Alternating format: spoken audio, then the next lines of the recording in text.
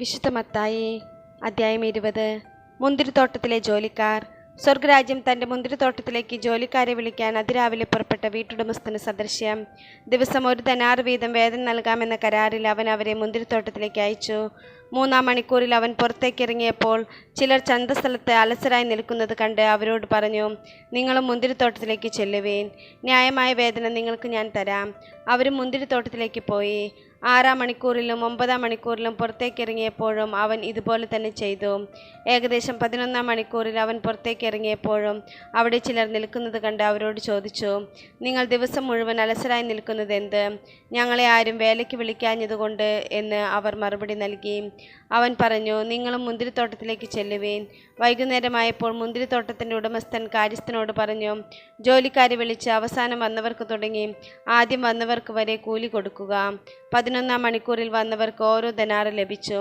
തങ്ങൾക്ക് കൂടുതൽ ലഭിക്കുമെന്ന് ആദ്യം വന്നവർ വിചാരിച്ചു. എന്നാൽ അവർക്കും ഓരോ ദനാറ് തന്നെ കിട്ടി.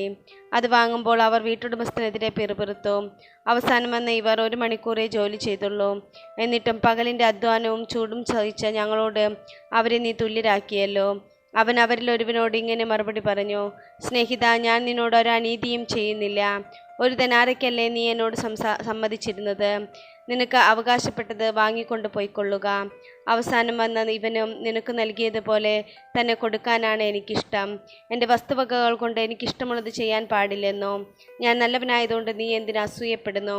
ഇപ്രകാരം പിമ്പന്മാർ മുമ്പന്മാരും മുമ്പന്മാർ പിമ്പന്മാരുമാകും. പീഡാനുഭവവും ഉത്ഥാനവും 3-ാം പ്രവചനം.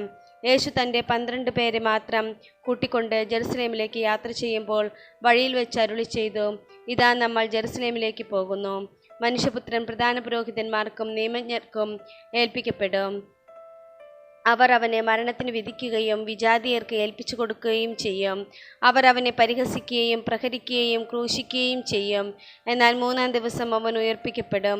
സെബെദെയ്പുത്രന്മാരുടെ അഭ്യർത്ഥന. അപ്പോൾ സെബെദെയ്പുത്രന്മാരുടെ മാതാവ് തൻ്റെ പുത്രന്മാരോടുകൂടി വന്ന് അവൻ്റെ മുമ്പിൽ യാചനാപൂർവ്വം പ്രണമിച്ചു.